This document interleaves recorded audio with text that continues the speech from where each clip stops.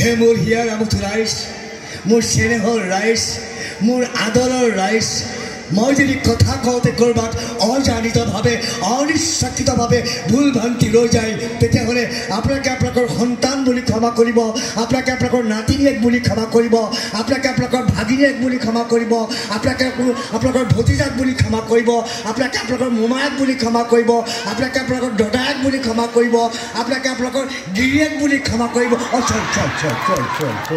চৰি ভুলতে মিষ্টেক হৈ গৈছে। কমেডিয়ান মানুহ যে স্লিপ অফ টাং ডাইলগ মৰিখন কৰিব। ভাল লাগিছে, সেই বোৱাৰীজনীয়ে বৰ ধুনীয়া আহি মাৰিছে। বোৱাৰী দাৰিংগতীয়া হাঁহি এইটো বয়সতো মোৰ জিন্দগী থৰবৰ কৰি পেলাইছে বাপ। পিছে বোৱাৰী, তোমাৰ মানুহজনক মই চিনি পাওঁ নহয়।